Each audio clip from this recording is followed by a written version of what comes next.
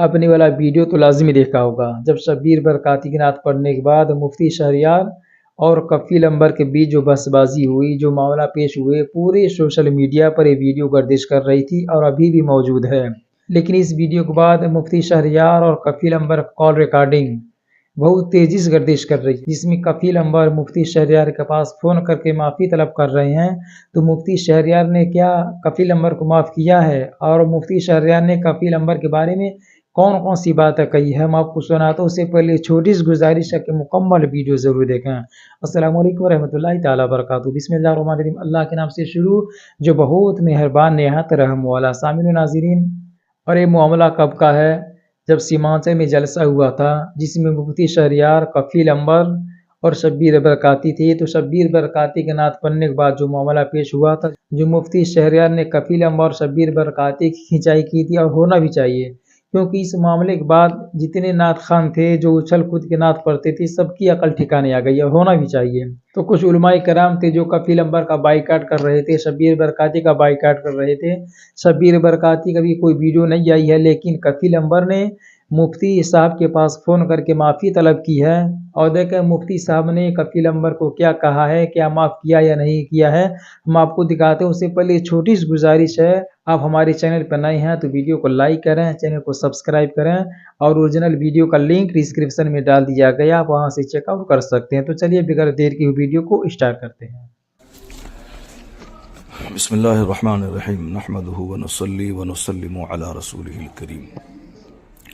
قابل صد احترام مشائخ اہل سنت، علماء اہل سنت و جملہ عوام اہل سنت، السلام علیکم ورحمۃ اللہ تعالی وبرکاتہ۔ فقیر محمد شہریار رضا قادری، تمام علماء، مشائخ، جملہ ائمہ مساجد اور ہر طبقے سے تعلق رکھنے والے تمام سنی بھائیوں کا شکر گزار ہے، جنہوں نے احقاق حق اور ابطال باطل کی تائید کی اور حوصلہ افزائی کی۔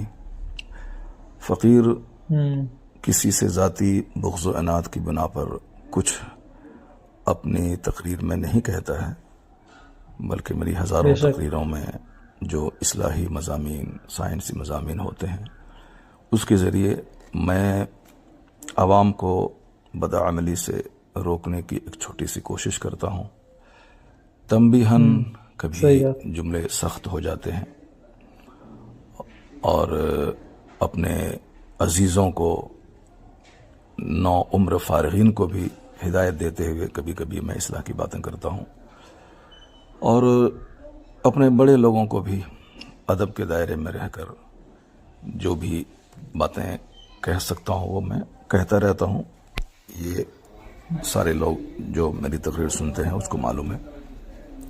ابھی چند دن پہلے جو کچھ ہوا، میں نے صرف دینی اجلاس کے تقدس کو بحال کرنے کے لیے، اور جلسہ جو ایک واحد پلیٹ فارم ہے دین کا پیغام عوام تک پہنچانے کے لیے، جو بزرگان دین کی ایک مضبوط وراثت اور روایت ہے، اس کو ہمارے چند ناخواندہ یا کم خواندہ نعت خانوں کی وجہ سے جو تھوڑی پریشانیاں اسٹیج کو لاحق ہیں، اس کے بارے میں بھی گاہے بگاہے میں بولتا رہتا ہوں۔ نعت خانی کی حد تک رہے، عوام بھی قاعدے سے سنجیدہ مزاج ہو کر اپنے رہنما اور اپنے شعراء کو سنیں۔ تو اسی سلسلے میں ایک ناخوشگوار واقعہ ہوا کہ میں نے اپنے ان عزیزوں کو ڈانٹا کہ بالکل یہ انداز نعت خوانی درست نہیں ہے، کسی بھی طرح مذہبی اسٹیج کے لائق یہ نہیں ہے۔ تو انہیں قبول کر لینا چاہیے تھا، لیکن انہوں نے زبان درازی کی، اور تمام علماء اہل سنت کو برا لگا۔ وہ تو کہیے کہ حضور علامہ توصیف رضا خان مدظلہ العالی اعلیٰ حضرت رضی اللہ عنہ کی کرامت بن کر بر وقت اسٹیج پر آئے۔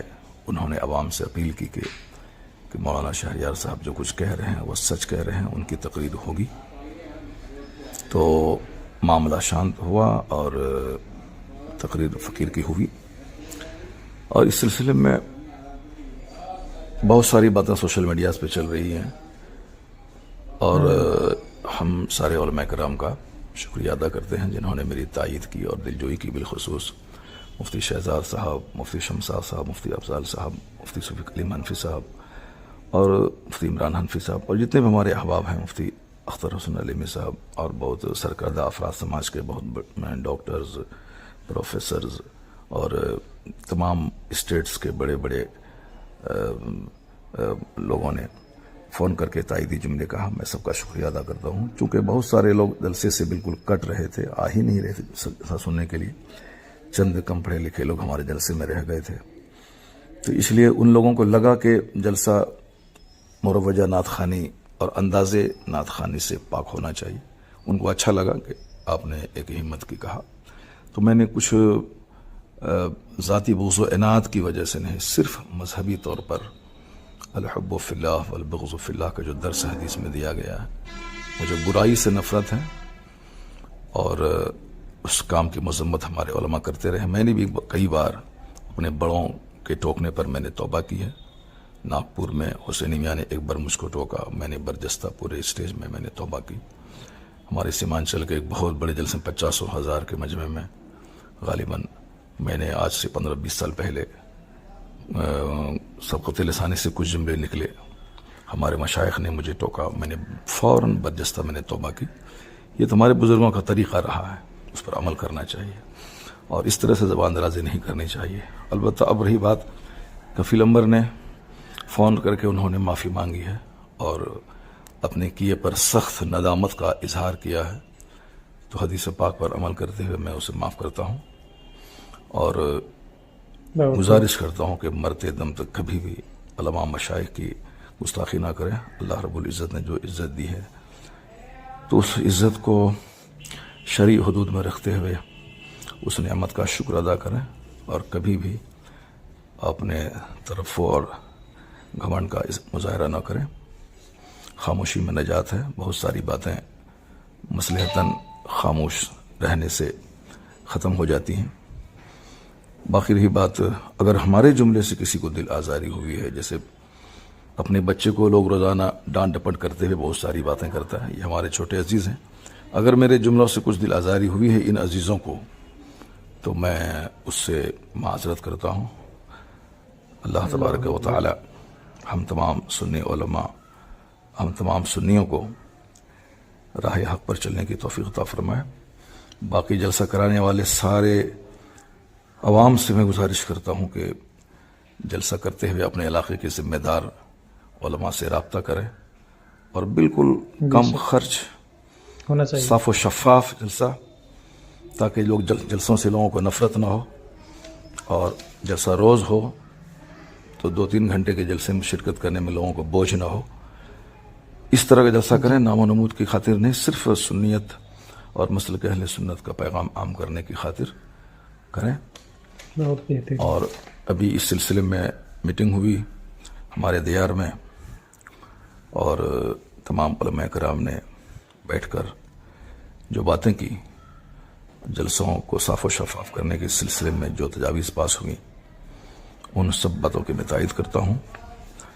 اور میں اپنے علماء سے گزارش کرتا ہوں کہ وہ اپنے جلسوں کے لیے خود آگے بڑھ کر عوام کو سمجھائیں کہ اس مقاصد جلسہ کیا ہے. صرف جلسے کو مشاعرہ نہ بنوایا جائے، بلکہ قرآن خوانی اور قرآن پاک کی تلاوت اور تقاریر پہ زور دیا جائے. ابھی بے پناہ اصلاح کی ضرورت ہے سماج کو، اور جو ہمارے نوجوان نعت خوانی کی تائید میں، مروجہ نعت خوانی کی تائید میں اپنے علماء سے لڑنے جھگڑنے کی بات کرتے ہیں، اسے بھی ان حرکتوں سے توبہ کرنی چاہیے. عالموں کی تعظیم بہت ضروری ہے اور مجلس میں جو بھی بات ہو جائے شرعی طور پر اس کو حل کرنا چاہیے، نہ کہ اس معاملے کو اپنے ہاتھ میں لے کر لڑائی جھگڑے کا ماحول پیدا کرنا چاہیے. علماء کرام اگر کسی بات کی گرفت کرتے ہیں تو عوام کو غور سے سننا چاہیے، نہ کہ اس کو عام لوگوں کی طرح لڑائی جھگڑے کا رنگ دینا چاہیے. میں ان سارے نوجوانوں سے گزارش کرتا ہوں جنہوں نے جلسے کو دوسرا رنگ دینے کی کوشش کی، خبردار کبھی بھی اپنے علماء کی عزت سے کھلواڑ نہ کریں، علماء کی عزت کریں اور ان کی باتوں کو غور سے سنیں۔ اگر وہ کسی خطا پہ، غلطی پہ گرفت کرے تو اس گرفت کو تسلیم کریں۔ اگر گرفت کرنے والے سے کوئی خطا ہوتی ہے تو وہ بھی علماء کرام کی تنبیہات سے آزاد نہیں ہے۔ اپنے بڑوں کا ہمیشہ ادب اور احترام کرنا چاہیے۔ اگر کوئی گرفت کرے تو اس کی اصلاح کو قبول کرنا چاہیے۔ تو میری طرف سے بھی اگر کوئی دل آزار جملے نکلے ہیں، آج بھی ہوں یا کبھی بھی ہوں، میں ان تمام دل آزار جملوں سے رجوع کرتا ہوں، توبہ کرتا ہوں۔ اللہ تعالیٰ مجھے ہمیشہ حق بولنے، حق سننے، حق پر عمل کرنے کی توفیق عطا فرمائے۔ اللہ تعالیٰ مسلک اعلیٰ حضرت مسلک اہل سنت و جماعت کو خوب فروغ اور ترقی دے، اور تمام ذاتی اختلافات، بغض و عناد اور حسد اور کدورت سے تمام مسلمانوں کو بچنے کی توفیق عطا فرمائے۔ آمین۔ وآخر دعوانا الحمدللہ رب العالمین۔ مفتی صاحب نے دل خوش کر دیا، ہونا بھی چاہیے، کیونکہ کفیل امبر اسی وضاحت فون کر کے معافی طلب کر رہا تھا، حضرت نے معاف کر دیا، خدا اور اس کے رسول کے بارگاہ میں بھی اس نے توبہ کی تھی۔ یہ تو ہو گئے کفیل امبر۔ اب دیکھیے شبیر برکاتی اپنے رویے کے بارے میں کیا کہتے ہیں۔ ان کی ویڈیو کا سب کا انتظار ہے۔ اگر معافی نہیں مانگتے ہیں، اگر اس سے حرکت ہوتی ہے تو ان کو بھی بائیکاٹ کیا جائے۔ تو امید کرتا ہوں مفتی شہریار کی ویڈیو، ان کی وائس آپ کو بہت پسند آئی ہوگی، ان کا طریقہ بہت پسند آیا ہوگا، ان کے بات کرنے کا طریقہ بہت پسند آیا ہوگا۔ اگر پسند آئے تو ویڈیو کو لائک کریں، چینل کو سبسکرائب کریں۔ تو ملتے ہیں اگلی ویڈیو میں، تب تک کے لیے السلام علیکم ورحمۃ اللہ تعالیٰ وبرکاتہ۔